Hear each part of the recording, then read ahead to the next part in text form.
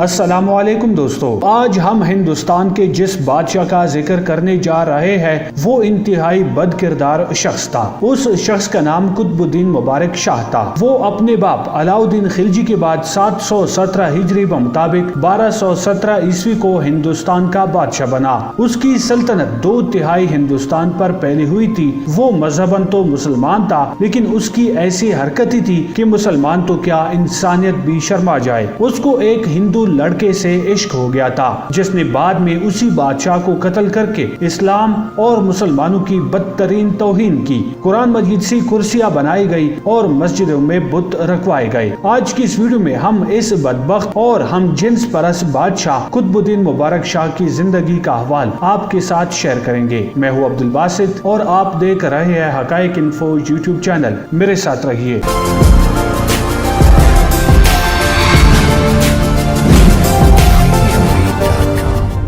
مبارک شاہ نے اپنے باپ کے قائم ہوئے بہترین نظام حکومت کو محض چند بڑے آدمیوں کی خوشنودی حاصل کرنے کے لیے درہم برہم کر کے رکھ دیا۔ اس نے ملک کے تمام اہم لوگوں کو خطابات، جاگیریں اور وزارتیں دے کر اپنے ساتھ ملا لیا۔ ملک کی تمام حق گو، ایماندار اور بااثر لوگوں کو ایک ایک کر کے قتل کرا دیا۔ ملک کا جو بھی شخص اس کو چیلنج کرتا وہ اسے اپنی دولت کے ذریعے خرید لیتا تھا یا پھر قتل کرا دیتا تھا۔ اگر بات صرف یہاں تک رہتی تو بھی شاید تاریخ اسے معاف کر دی تھی، کیونکہ اکثر بادشاہ اپنی سلطنت کو چلانے کے لیے ایسا ہی کرتے تھے۔ لیکن وہ فطرتاً ایک مکروہ کردار کا شخص تھا۔ وہ ہم جنس پرست تھا۔ وہ گجرات کے ایک نوجوان لڑکے پر عاشق ہو گیا اور اس نے اس لڑکے کو اپنی ذمہ داری میں لے لیا۔ اسے خسرو خان کا خطاب دیا، وزیر بنایا اور اس کے ساتھ رہنے لگا۔ بادشاہ سلامت ہر روز خسرو خان کے ساتھ شادی کیا کرتا تھا۔ وہ ایک دن خسرو خان کا دلہا بنتا، باقاعدہ بارات تیار ہوتی، ملک کے تمام عائدین لباس فاخرہ پہن کر اس بارات میں شامل ہوتے، شامیانے لگتے، باراتیوں کو کھانا کھلایا جاتا، قاضی صاحب آتے اور بادشاہ سلامت کا خسرو کے ساتھ نکاح پڑھایا جاتا تھا اور اس کے بعد ڈولی رخصت ہو جاتی۔ اگلے روز خسرو خان دلہا بنتا اور بادشاہ سلامت قطب الدین مبارک شاہ خلجی اس کی دلہن بنتا، اور اس تقریب میں بھی عمائدین سلطنت باقاعدہ شرکت کیا کرتے تھے۔ اس نکاح کا ولیمہ بھی ہوتا تھا۔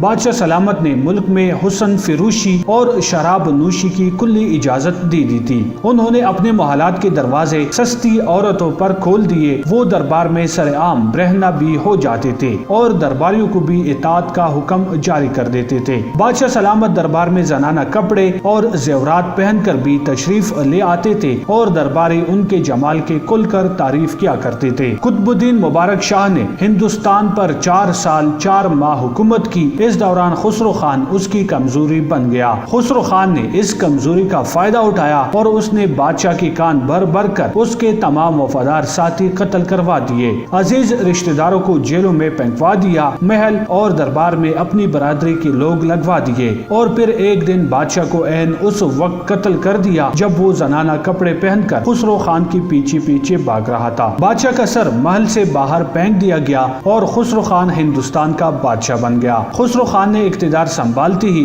محل میں موجود قرآن مجید جمع کروائے اور نعوذ باللہ انہیں دربار کی کرسیاں بنا دی اور مسجدوں کے محرابوں میں بت رکھوائے گئے۔ اس کی وجہ یہ تھی کہ جس طرح علاؤالدین خلجی اپنے منظور نظر غلام ملک کفور کو بڑھاتے بڑھاتے 7ویں آسمان پر پہنچا دیا تھا، بالکل اسی طرح قطب الدین مبارک شاہ نے اپنے باپ کی سنت پر عمل کرتے ہوئے خسرو خان غلام کو کچھ سے کچھ بنا دیا۔ خسرو خان غلام در حقیقت ایک کم ذات گجراتی ہندو لڑکا تھا جس کو سلطان علاؤالدین کے ایک سردار ملک شادی خان نے پرورش کر کے اس کا نام حسن رکھ دیا۔ بادشاہ کی نظر اس غلام لڑکی پر پڑی تو وہ عاشق ہو گیا۔ پہلے اسے مصاحب بنایا، پھر خسرو خان کا خطاب دے کر ملک کافور کا تمام علاقہ اور لشکر اس کے حوالے کر دیا، یعنی اسے بھی ملک کافور کی طرح دکن کا وائسرائے بنا دیا گیا۔ صرف اسی پر اکتفا نہیں کیا گیا بلکہ سلطان نے اپنے خسر ظفر خان کو خسرو غلام کی خوشنودی کے لیے قتل کر کے وہاں کا حاکم خسرو غلام کے بھائی حسام الدین کو بنا دیا۔ غرض کے اس طرح دکن اور گجرات کے دونوں اہم علاقے ان دونوں کم ذات ہندو نژاد بھائیوں کے قبضے میں آ گئے۔ ان دونوں غلاموں کی بے موقع عزت افزائی نے سلطنت کی ہندو اور مسلمان امراء کو سلطان سے برگشتہ کر دیا۔ مسلمان تو نہ لاتے ہی مگر ہندو امراء کو یہ شکایت تھی کہ ان نیچ ذات ہندو غلاموں کو ہم پر فوقیت دی جا رہی ہے، جن کو اونچی ذات کے ہندو اپنے پاس کھڑا ہونا بھی گوارا نہیں کر سکتے تھے۔ لیکن بادشاہ جو خسرو غلام پر بری طرح فریفتہ تھا، برابر ان دونوں غلام بھائیوں کو نوازتا رہا۔ بادشاہ خسرو کے عشق میں اس قدر اندھا ہو گیا تھا کہ جب خسرو نے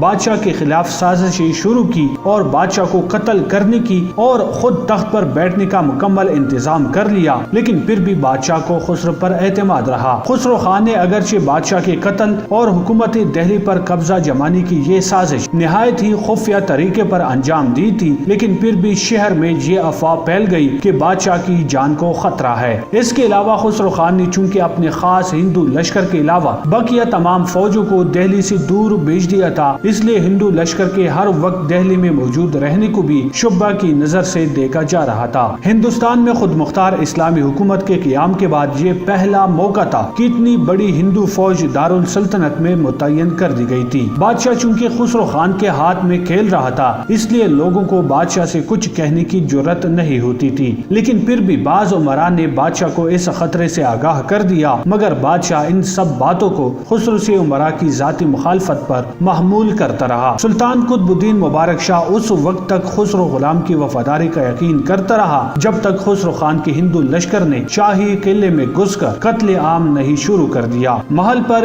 یہ حملہ رات کے وقت ہوا تھا۔ خسرو خان اس حملے کے وقت بادشاہ کے پاس ہی سو رہا تھا۔ جب بادشاہ نے پوچھا کہ یہ شور و غل کیسا ہے تو خسرو خان نے کہہ دیا کہ شاہی استبل میں کچھ گھوڑے چھوٹ گئے ہیں، ان کو سپاہی پکڑ رہے ہیں۔ لیکن چند ہی منٹ کے بعد جب خسرو خان کا چچا جاہر دیویایک ایک ہندو جماعت کے ساتھ برہنہ تلوار لیے بادشاہ کے سر پر پہنچ گیا تو بادشاہ کو ہوش آیا۔ بادشاہ محل سرا کی طرف بھاگا، مگر خسرو خان نے دوڑ کر بادشاہ کو بالوں سے پکڑ لیا۔ بادشاہ کو قتل کرنے کے بعد بادشاہ کا سر کاٹ کر محل کے صحن میں پھینک دیا گیا اور اس کے بعد شاہی محل میں عورتوں اور بچوں کا قتل عام شروع ہوا، یہاں تک کہ شاہی خاندان کا ایک ایک بچہ اور ایک ایک فرد تہ تیغ کر دیا گیا، اور اس طرح ایک غلام کے ہاتھوں اس خلجی خاندان کا خاتمہ ہو گیا جس کی بنیاد جلال الدین خلجی جیسے نیک بادشاہ نے رکھی تھی۔ خسرو خان اپنے آقا اور عاشق زار قطب الدین مبارک شاہ کو قتل کرنے کے بعد دوسرے ہی دن 761 ہجری بمطابق 1321 عیسوی میں ناصر الدین خسرو خان کے لقب سے دہلی کے تخت پر بیٹھ گیا۔ تخت پر بیٹھتے ہی اس نے اسلام اور مسلمانوں کی ایسی توہین کی جس کی مثال ہندوستان کی تاریخ میں ناپید ہے۔ خسرو خان اور اس کے ساتھیوں کی کمینگی کا اندازہ اس بات سے لگایا جا سکتا ہے کہ اس کی تخت نشینی کے بعد مسلمان گھرانوں کی شریف اور خاندانی عورتوں کو غیر مسلم سپاہیوں کے حوالے کر دیا گیا۔ مسجدوں کے محرابوں میں بت رکھوائے گئے، قرآن پاک کی کل بند و توہین و تذلیل کی گئی اور مسلمانوں پر ہر قسم کی زیادتیاں کی گئی۔ حضر خان اور اس کے ساتھیوں کے ان عامیانہ اور بازاری حرکات سے مسلمانوں کو تو دکھ پہنچا ہی تھا، مگر ہندو بھی اس کی حکومت اپنے لیے ذلت سمجھتے تھے، کیونکہ خضر خان اس پرداری قوم سے تھا جس کو ہندو ناپاک تصور کرتے تھے اور جن کو اپنے شہروں اور قصبوں میں گھر تک نہیں بنانے دیتے تھے۔ جی دوستو، آج کی یہ ویڈیو آپ کو کیسی لگی؟ برائے مہربانی اپنی رائے کا اظہار کمنٹ میں ضرور کیجیے۔ انشاءاللہ اگلی ویڈیو میں آپ کی خدمت میں دوبارہ حاضر ہوں گے۔ تب تک کے لیے اپنا اور اپنے پیاروں کا بہت سارا خیال رکھیے گا۔ عبدالباسط کو اجازت دیجیے۔ اللہ نگہبان۔